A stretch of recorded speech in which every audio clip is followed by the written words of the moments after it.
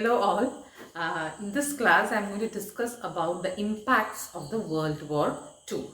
Okay, so as we know, we've already discussed this, like how in the Second World War, the world powers were divided into two groups, the Allies and the Axis powers. And here you can see this, in fact, as a pictorial representation where you have the Axis powers, Germany, Italy, and Japan on one side, and the Allied powers, of course, Britain, France, Soviet Union, United States of America, etc., on the other side. So the war came to an end in 1945.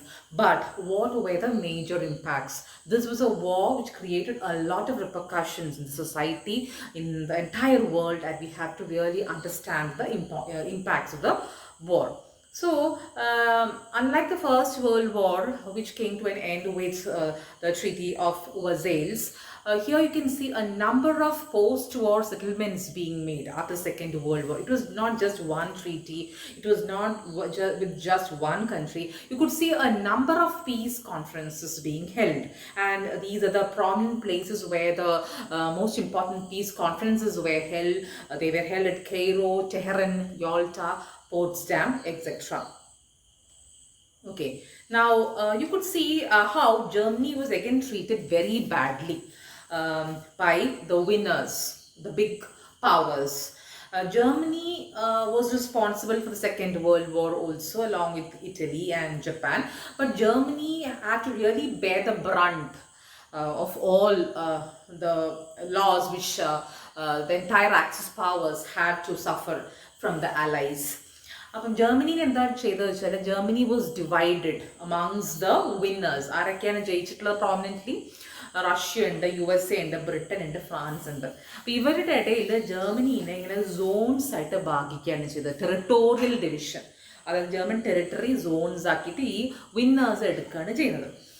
പിന്നെ 1949 ആയപ്പോഴേക്കും Germany was converted into a German Democratic Republic. Okay, and this was under the control of Soviet Union. USSRന്റെ കൺട്രോളിൽ German Democratic republic ആയിട്ട് മാറി. പിന്നെ ഈ Berlin വാളിൻ്റെ construction 1961 വരുന്നതും അങ്ങനത്തെ കാര്യങ്ങളൊക്കെ അതിലേക്കാണ് പോകുന്നത്. ജർമ്മൻ ഡെമോക്രാറ്റിക് റിപ്പബ്ലിക് ആയിട്ട് ജർമ്മനി മാറണം. അപ്പം ജർമ്മനി എന്ന് പറയുന്ന രാജ്യം വീണ്ടും വളരെ മോശപ്പെട്ട രീതിയിലെയാണ് ഇവർ ട്രീറ്റ് ചെയ്യുന്നത്. Okay, in the same way like how Germany was treated after the First World War, here also Germany was treated very badly. That is what we can understand. So that was a major impact, how Germany was treated എന്നുള്ളത്. പിന്നെ regarding the destruction, I don't have to mention destruction because you should be able to know by this time like how deep and how severe the impacts or destruction would have been. Economy ആയാലും polity ആയാലും ജനങ്ങളുടെ തന്നെ population number നോക്കുകയാണെങ്കിൽ, the number of soldiers, the number of civilians, you could see the casualties were so high, and this war brought untold sufferings. Millions and millions of people they died, millions got wounded and they became handicapped. അപ്പം അങ്ങനത്തെ ഒരു അവസ്ഥയിലാണ് ഒരുപാട് യുദ്ധത്തിലൊക്കെ പങ്കെടുത്ത soldiers, അവരൊക്കെ തന്നെ എന്താ handicapped ആയി, കാലില്ല, കൈയില്ല, ബോംബ്, കണ്ണില്ല, സംസാരിക്കാൻ പറ്റാതെ, അങ്ങനെ പല ബുദ്ധിമുട്ടുകളുമാണ് ഇവർക്ക് യുദ്ധത്തിന് ശേഷം ഉണ്ടാകുക. കാരണം ബോംബുകളുടെ ഇടയിൽ കൂടെ, ട്രഞ്ചുകളുടെ ഇടയിലൊക്കെ കുറേ കാലം ജീവിച്ചിട്ടും അങ്ങനത്തെ ഒരു വല്ലാത്തൊരവസ്ഥയിലാണ്. അപ്പോൾ psychological trauma was also severe. So this was actually unprecedented. First world war പഠിക്കുന്ന പറഞ്ഞു ദാറ്റ് വാസ് സോ ഗ്രേവ്. പക്ഷേ സെക്കൻഡ് വേൾഡ് ആകുമ്പോഴേക്കും ഫസ്റ്റ് വേൾഡ് വാറിൻ്റെ റിസൾട്ട് ഒന്നുമില്ലാതെ മാറാണ്. അത്രയ്ക്കും ഇവിടെ തീവ്രമായിരുന്നു ആൾക്കാർ അനുഭവിച്ച വിഷമം, വേദന, loss, casualties and untold sufferings. When we talk about the destruction that the World War II brought, you definitely have to understand about the Holocaust, which also happened during the Second World War, otherwise known as the Shoah. You can see that the World War II witnessed genocides, otherwise called as Holocaust, genocide of the European Jews, which was committed by Hitler. So between 1991 and 1945, you can see in the German occupied Europe how Nazi Germany conducted this Holocaust. So some 6 million Jews got exterminated. അല്ലെങ്കിൽ അവർ വധിക്കപ്പെടുകയുണ്ടായിരുന്നത്. So രണ്ട് 2/3 of the Jewish population of Europe got wiped out during the Second World War. That we can see how it happened during the Second World War, and this was mainly done through mass shootings. There were concentration camps which were known as the extermination camps. Gas vans were there, and even now when you go to these places, you can see how they have in fact preserved the war memories. So Auschwitz, Belzec are places. Example, a few more names are given here. German occupied പോളണ്ടിലൊക്കെ ഉള്ളത് അവിടെയാണ് ഇത്തരത്തിലുള്ള ജനസൈഡ് നടക്കുന്നത്. അപ്പോൾ ജ്യൂ ആണെങ്കിൽ അവരുടെ മേലെ മുദ്ര കുത്തുകയും അവരെ പിടിച്ചിട്ട് വധിക്കുകയും ചെയ്യാന്നുള്ളതാണ് നമ്മൾ കണ്ടിട്ടുണ്ടായിരുന്നത്. Okay, so that is about the Holocaust, which is otherwise known as the Shoah, which happened during the Second World War, which led to the extermination of 2/3 of the Jewish population in Europe. Okay, so here in this slide you can see gas chambers. ഇത്തരത്തിലുള്ള gas ചേമ്പേഴ്സിലിട്ടിട്ടായിരുന്നു ഈ ജിയോസിനെ വധിച്ചിട്ടുണ്ടായിരുന്നത്. So senior people, in the next slide you can see how senior people were gassed to death. Senior people എന്ന് പറയാൻ കാരണം എന്താണ്? അവരെ കൊണ്ട് ഇനി കാര്യമൊന്നുമില്ല, കുറേ വയസ്സ് 65 വയസ്സ് കഴിഞ്ഞ പിന്നെ എന്തിനാണ്, അപ്പോൾ അവരെയൊക്കെ കൊല്ലുക, കാരണം അവരെന്തിനാണ് കൊണ്ട് നടക്കുന്നത് എന്നുള്ളതാണ് ഹിറ്റ്ലറിൻ്റെ ഒരു ചോദ്യം. അപ്പോൾ അവരൊക്കെ ഇല്ലാതാക്കാൻ വേണ്ടി ഇത്തരത്തിലുള്ള ചേമ്പറിനകത്തിട്ട് അടച്ചിട്ട് ശ്വാസം മുട്ടിച്ചിട്ട് ഗ്യാസ് കടത്തിയിട്ട് വധിക്കുക എന്നുള്ളതാണ് ആ ഒരു രീതിയിലുള്ളൊരു മരണമായിരുന്നു അവരെ കാത്തിരുന്നത്. Okay, so here you can see concentration camps, people ഭക്ഷണം കഴിക്കാൻ ഇല്ലാതെയും അതിങ്ങനെ എല്ലുന്തോലാണ് അവസ്ഥയാണ് concentration camps പല ഭാഗങ്ങളിലായിട്ട് ഉണ്ടായിരുന്നത്. So this is an image for you. ഇനി ഇവിടെ I given you the image of a girl. About her story you must have certainly read or studied. That is Anne Frank, who had written a diary about her life during the World War II. ഒളിവിൽ താമസിക്കുകയായിരുന്നു Anne ഫ്രാങ്കും ഫാമിലിയും. She who wanted to be a writer. പക്ഷെ ആ കുട്ടി ഇങ്ങനെ പിന്നെ ഇത്രയും കാലം കുറേ വർഷം തന്നെ ഒളിവിൽ താമസിക്കും. കാരണം ഹിറ്റ്ലർ പിടിക്കപ്പെടുകയാണെങ്കിൽ എന്തായാലും കുട്ടികളെയൊക്കെ കൊല്ലും, കോൺസെൻട്രേഷൻ ക്യാമ്പിൽ കൊല്ലും. അതുകൊണ്ട് ആൻ ഫ്രാങ്കിൻ്റെ അച്ഛൻ ഇവരെയൊക്കെ ഒളിപ്പിച്ച് താമസിപ്പിക്കുകയായിരുന്നു. അപ്പം ആൻ ഫ്രാങ്കിൻ്റെ കഥയിൽ കൂടെയാണ് ശരിക്കും നമ്മൾ വളരെയധികം ജർമ്മൻ ഡയറിസ്റ്റ് ആയിരുന്നു. അപ്പം ആൻ ഫ്രാങ്കിൻ്റെ ജ്യൂ ആണ് ബേസിക്കലി. അപ്പം ഈ കുട്ടിയുടെ കഥയിലൂടെയാണ് നമ്മൾ മനസ്സിലാക്കുന്നത് എന്തായിരുന്നു ശരിക്കും how cruel Hitler was and what was the real condition of juice. എത്ര പേടിച്ചിട്ടാണ് അവർ ഈ ഭൂമിയിൽ ജീവിച്ചിരുന്നതെന്ന് ആ കഥ വായിച്ചു കഴിഞ്ഞാൽ നമുക്ക് ശരിക്കും മനസ്സിലാവും. So this is in fact memorial of the second world war. Okay, വേറെ നിങ്ങൾക്ക് കാണാൻ പറ്റും there's another film that is directed by lots of films are there, പക്ഷേ ഇത് Schindler's List. Okay, this is directed by Steven Spielberg. അദ്ദേഹം direct ചെയ്തൊരു ഫിലിമിൽ it actually speaks about Schindler, an industrialist who actually became sad to see how his Jew laborers were treated and how he tried to save their lives. അപ്പോൾ Schindler's list എന്ന് പറയുന്നത് ഈ ഒരു world war സെക്കൻഡിലെ ഇങ്ങനത്തെ ജ്യൂസിനെതിരെയുള്ള ജനോസൈഡിനെ പറ്റിയുള്ള വേറൊരു സിനിമയാണ്. Okay, so that is about the Holocaust, the destruction of lives which happened during the World War. Now let us see how it also affected the economy and polity. Destruction of cities, homes, industries, communication, agriculture and livestock in a large scale happened. സാമ്പത്തികമായിട്ട് പറയുകയാണെങ്കിൽ high prices of commodities, unemployment, unbalanced budgets, and then you can see inflation, പണപ്പെരുപ്പം, chronic problem of refugees വേറൊരു പ്രധാനപ്പെട്ട പ്രശ്നം. Refugees, അഭയാർത്ഥികൾ അങ്ങോട്ട് പോവുക ഇങ്ങോട്ട് പോവുക. ഇവരെ ആരാണ് നോക്കുക? Who is going to take care of them? And what about the security? So this was how we could see a lot of people, Jews അങ്ങോട്ട് പോകുന്നു. So this chronic problem of refugees also had to be tackled. That was a problem which the world countries faced after the Second World War. Okay. ഇനി നല്ലൊരു വശം എന്ന് പറയുന്നത് let us see how the war affected humanity in a good way എന്ന് ചോദിക്കുകയാണെങ്കിൽ you can see how the war put an end to colonialism and imperialism which had begun many centuries before. കൊളംബസിൻ്റെ കാലം തൊട്ട് തുടങ്ങിയിട്ടുള്ള colonialism എന്ന് പറയുന്ന imperialism എന്ന് പറയുന്ന ആ ഒരു രീതി അതിനെ എങ്ങനെ ഇല്ലാതാക്കാൻ വേൾഡ് വാർ സഹായിച്ചു എന്നുള്ളത് നമുക്ക് കാണാൻ പറ്റും. It actually destroyed the notion of European invincibility, European superiority.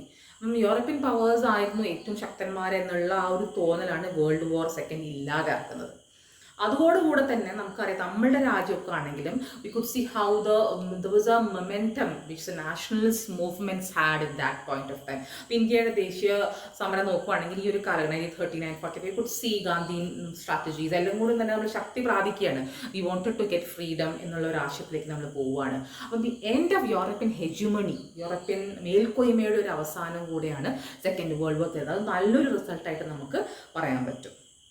Okay, ഇനി അടുത്തത് നോക്കുവാണെങ്കിൽ ഇറ്റ് വാസ് എ ഡെത്ത് നെൽ ഓഫ് ഡിക്റ്റേറ്റർഷിപ്സ്. എല്ലാ രാജ്യങ്ങളിലും തന്നെ ഇത്തരത്തിലുള്ള എന്താ പറയുക സ്വേച്ഛാധിപതികൾ, ഹിറ്റ്ലറിനെ പോലും അവരുടെ മുസോളിനിയെ പോലും അവർക്ക് ഇനിയൊരു വളർച്ച ഇല്ലാത്ത തരത്തിലായിരുന്നു ഈ വാർ എൻഡ് ചെയ്യുന്നത്. കാരണം പീപ്പിൾ വെയർ ഫെഡ് അപ്പ് ഇത്രത്തോളമുള്ള അവരുടെ treatment. So Nazism and fascism become outdated ideologies, though we use term fascism very commonly now.